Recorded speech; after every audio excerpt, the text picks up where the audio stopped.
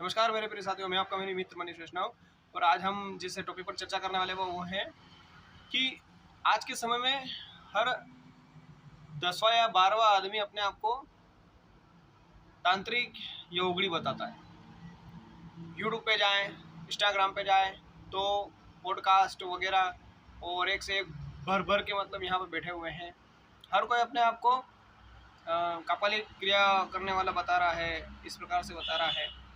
बहुत सारी ऐसी वीडियोस आती हैं कि आप इतने पैसे दे दीजिए, हम आपका वशीकरण कर देंगे, आपका ये कर देंगे, मरण कर देंगे, सम्मोहन कर देंगे, आपके क्या कोर्ट केस निपटा देंगे, ऐसा कर देंगे, वैसा कर देंगे। जिस प्रकार से वो बातें करते हैं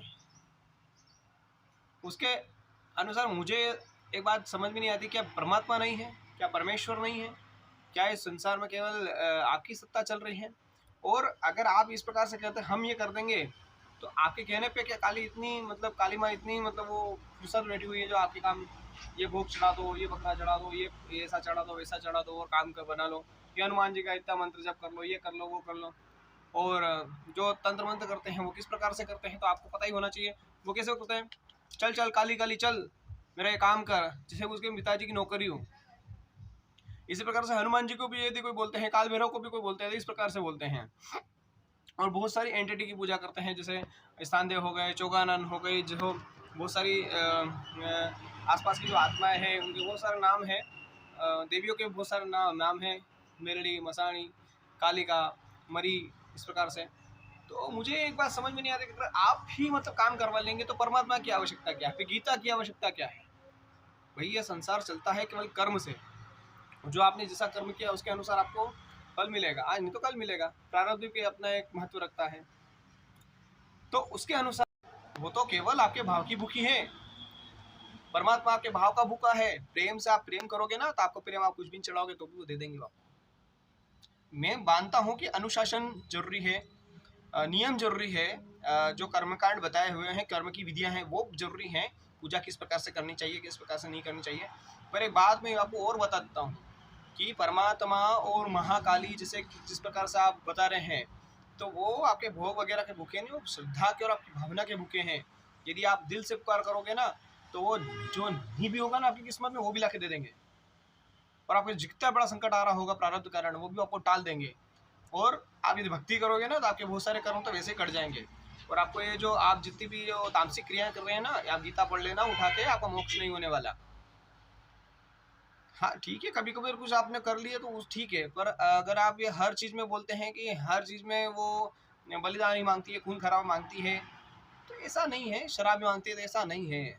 माँ आपके किसी चीज़ की भूखी नहीं है। हाँ, उसके साथ वाली जो एंटिटी हैं, योगिनियाँ हैं, यक्षिणियाँ हैं, या जो पिशाचिनी वगैरह जो है, डाकिनियाँ वगिनियाँ हैं, वो ले लेती हैं, उसके साथ वाली लेती हैं। माँ 10 महाविद्या में से आप किसी की पूजा करो। अच्छा, बहुत सारे बगलामुखी बता रहे, बगलामुखी का हवन करो, ये हो सके। अरे भैया, बगलामुखी का हवन किस प्रकार से? बगलामुखी का ऐसे साधारण है, वो काम कर रही है। क्यों काम कर रही है? आपकी भक्ति के कारण कर रही है वो, ना कि आपके वही हवन वन के चक्कर में काम कर रही है वो। हवन करने का तरीका मैं अगर आपको बताऊं तो आप खुद आश्चर्य करेंगे, इतना नियम है और हवन फिर होता है। अगर बगलामुखी का आप हवन ही करना है आपको, और दूसरे किसी बड़े बड़े देवताओं का हवन करना है और किसी का करना, तो वो तो वैसे ही आपको स्वाहा करोगे तो ले जाएंगे। बगलामुखी का हवन तब होता है जब आपने गायत्री सिद्ध कर रही हो, जब आप जनेऊधारी दीक्षा में हो और आप त्रिकाल संध्या करते हो, तब जाके आपका बगलामुखी का हवन सिद्ध होगा। वो बगलामुखी का मंत्र आपको काम करेगा, तो बगलामुखी आपके लिए काम करेगी। वो अगर आप काम कर रही है तो आपकी भक्ति कारण, आपकी श्रद्धा कारण कर रही है। ये बिल्कुल मत सोचिएगा कि वो आपके भवन की भूखी उसके लिए काम कर रही है। नहीं, ऐसा नहीं है। भवन का नियम ये है, आप जनेऊधारी होना चाहिए, आप गुरु से दीक्षित होना चाहिए, आपको कुछ पर्टिकुलर किसी संप्रदाय से गुरु होना चाहिए, और आपको हवन की विधियां आनी चाहिए, तब जाके आपका हवन सिद्ध होगा। आप मांसाहार नहीं करना चाहिए। मांसाहार करते हैं, बगला में हवन कर रहे हैं, कैसे ले लेगी वो? आप मांसाहार कर रहे हैं, शराब पी रहे हैं, अगर विष्णु का हवन कर रहे हैं, हनुमान जी का हवन कर रहे हैं, कैसे ले लेंगे वो? नहीं लेंगे आपके हाथ से। वो जाएंगी, जो आहुतियां देंगे वो गीता के अनुसार वो आकाश में विलीन हो जाती है। ये उसका नियम है, मानो या ना मानो। इसीलिए बहुत सारा आप मकान का उद्घाटन करवा रहे हैं, वहाँ यज्ञ कर रहे हैं, ये कर रहे हैं, और आप फल की चाहना कर रहे हैं, आप बहुत सारा पैसा बर्बाद कर रहे हैं, उसके बावजूद भी भगवान पे लगा रहे हैं, उसके बावजूद भी आपके काम नहीं हो रहे। क्यों नहीं हो रहे? बहुत सारे के पास आते हैं, मेरे पास भी आते हैं, मेरे साथ में जितने भी ब्राह्मण लोग हैं उनके पास भी आते हैं, ये काम नहीं हुआ, वो क्या। क्यों होगा? क्यों होगा? इसलिए नहीं होगा क्योंकि आप ज्योतिष के पास जाते हैं, हम ये उपाय कर लिया, वो कर लिया। अरे आपने शास्त्र के अनुसार कर्म कब किया? व्यक्ति को चोरी करके आया तो वो बोलेगा मैं चोरी करके आया हूँ। कोई अवैध संबंध स्थापित करके आया, वो बोलेगा मैं सब अवैध संबंध स्थापित करके। आपकी नजर कैसी है? आपके मन में ख्याल क्या चल रहे हैं? आप जो जहाँ जिस कार्य क्षेत्र में आप काम कर रहे हैं, भले आप जॉब में हैं, सरकारी जॉब में हैं, अगर आप ऊपर की कमाई नहीं ले रहे हैं, नहीं ले रहे हैं, अगर वो नहीं ले रहे हैं तो फिर आपके काम करेंगे। अगर वो आप वो ले रहे हैं तो आपके पूजा पाठ क्या काम आएंगे? अरे भैया एक बात तो बताओ, रावण के दरबार में राम के ऐसे ऐसे योद्धा थे और ऐसे ऐसे तपस्वी थे जिनको भगवान ने आकर वरदान दिए थे, ब्रह्मा और शिव ने आकर वरदान दिए थे, देवियों ने आके वरदान दिए थे। इंद्रजीत जैसा व्यक्ति भी था, रावण खुद 10 सिर चढ़ा के बैठा था, बच नहीं सका वो। किसकी शक्ति के आगे? धर्म की और आध्यात्मिक शक्ति आगे। और वो सती चरित्र थी जो माता सीता थी, उस पर हाथ डाला उसने और वो खत्म हो गया, उसका कुल वंश खत्म हो गया। एक हनुमान पूरी लंका पर भारी पड़ा है। एक हनुमान ने पूरी लंका वासियों को, एक से एक योद्धा थे, वो सब तामसिक थे, तामसिक पूजा करते थे। एक सात्विक साधु आदमी गया, वो पूरी लंका में भारी पड़ गया। तो 10 सिर का वो स्टेटस भी आते हैं बहुत सारे कि 10 सिर काट कर चढ़ाने वाला भी बच नहीं सका, तो आप क्या बच पाएंगे? इसलिए तांत्रिक क्रियाओं के चक्कर में पड़ी है। और जो भी मेरे भाई बंधु जो भी इस प्रकार से कर रहे हैं, तो अच्छी बात है कर रहे हैं, परंतु उनके भरोसे मत बैठिए। भरोसा भक्ति में रखिए। और कौन आपको मोक्ष दे सकता है, कौन मोक्ष नहीं दे सकता, इसका आप बिल्कुल विचार कीजिए। जगदम्बा 5 देव बताए हैं जो मोक्ष के कारक हैं, जो परमात्मा का स्वरूप है। उसमें से है भगवान विष्णु और विष्णु के अवतार जो भी राम और कृष्ण हुए हैं, वो नरसिंह, वामन, वराह आदि, वो हैं सबसे तीव्र। उसके बाद में भगवान शिव को बताया गया कि ये मोक्ष देने वाले हैं। तीसरे नंबर पर बताया गया है देवी का, कि देवी मोक्ष आपको दे सकती है। देवी में भी कौन आती है? जगदम्बा, माता पार्वती की जो शक्तियां हैं, लक्ष्मी और जो माता सरस्वती हैं, इनसे संबंधित जो इनकी जो शक्तियां हैं वो दे सकती हैं। यदि आप इधर उधर की जो छोटी मोटी देवियों की पूजा करोगे तो वो भी आपको मोक्ष नहीं दे पाएंगी। तामसिक शक्तियों की पूजा करके वो मोक्ष नहीं दे पाएगी, आपको रोक लेंगी यहीं पे। आपका जन्म मरण फिर वापिस चलता जाएगा, है ना। उसके बाद में सूर्य नारायण की अगर आराधना करते हैं, क्योंकि सूर्य भगवान नारायण के प्रतिनिधि हैं। आप जो भी कर्म करते हैं, देखते हैं और भगवान को परोसते हैं, वो वापस जाके बोलते हैं कि इसने ऐसा काम किया है। वीडियो थोड़ा लंबा बन गया है पर फिर भी बताना चाहता हूँ। और फिर पांचवा आता है गणेश, और गणेश की पूजा भी करते हैं तो उसकी शिव में ही उसकी पूजा जाती है। और उसको ऐसा पुराणों में बताया गया है कि भगवान कृष्ण ने ही माता पार्वती को बोला था कि मैं तेरे पुत्र के रूप में आऊँगा। तो ये 5 देव हैं जिनकी उपासना करने पर आपको मोक्ष प्राप्त हो सकता है। और उसमें भी सर्वश्रेष्ठ जो है वैष्णव भक्ति है।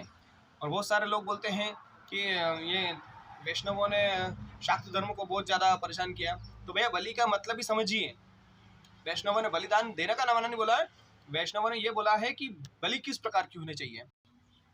बलि पर मैं पूरा एक वीडियो बनाऊंगा जो आपको समझ में आ जाएगा कि बलिदान कहते किसको है। बलि का मतलब होता है, जब बलि राजा आए थे ना, जब उन्होंने अपना सर्वस्व परमात्मा नारायण को दान दे दिया था, वामन को दान दे दिया था, भगवान वामन को, तो उसके उनके नाम से बलि हो गई। बलि का मतलब होता है उनको अपनी प्रिय चीज को भगवान के लिए दान करना, उसको बोलते हैं बलि।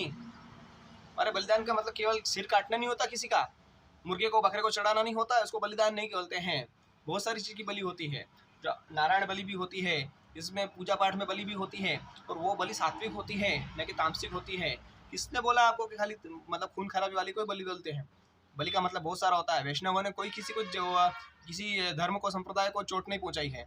इवन उन्होंने तो, वैष्णवों ने तो फिर भी शिव जी को गुरु के रूप में प्रधान माना है। उनकी शक्ति का साथ में माया के रूप में जगदम्बा माया को भगवान की अनुसारणी और अनुकरणी बोलकर उसकी पूजा करने का बोला है कि भगवान के साथ में इसकी सेवा करो। तो ये योग माया बनके आपको भगवान तक ले जाएगी, मोक्ष दिलाएगी। किसी भी वैष्णव संप्रदाय ने कभी भी किसी को गलत नहीं बोला है, परंतु आप गलत करते जाएंगे तो फिर वहाँ पर हनुमान जैसे व्यक्ति भी जाकर वहाँ पर बोलेंगे, या तो समझाएंगे कि या तो समझ जाओ, नहीं तो फिर लंका जली है ऐसे तुम भी जल जाओगे। तो ये वो खाली समझाते हैं और उनका कोई कुछ नहीं जा रहा। वैष्णव लोग कभी कुछ किसी को बोलते नहीं है, वो इसलिए बोलते हैं ताकि आपका कल्याण हो, वो सबका भला चाहते हैं इसलिए। बाकी उनका किसी से विरोध नहीं है, आप जो भी कर रहे हैं कोई बात नहीं है। परंतु यदि जो भी अगर यही समझते हैं कि ये तामसिक पूजा करने से ही सब कुछ प्राप्त हो जाता है, ऐसा नहीं है। भगवान में श्रद्धा रखिए, भक्ति कीजिए, वो जगदम्बा भी आपको सब देने के लिए तैयार है। आप श्रद्धा तो रखें, योग माया के रूप में वो काम करेगी। शिव जी के रूप, आप शिव जी का पूजन कीजिए, वो आपको भगवान तक पहुँचाएँगे, वो स्वयं आपको मोक्ष देने में सक्षम है, भगवान तक पहुँचाने में सक्षम है। आप श्रीमद् नारायण का पूजन कीजिए, आप हनुमान जी का पूजन कीजिए, आप काल भैरव की भी उपासना कीजिए, तो उसको गुरु रूप में कीजिए कि आप हमको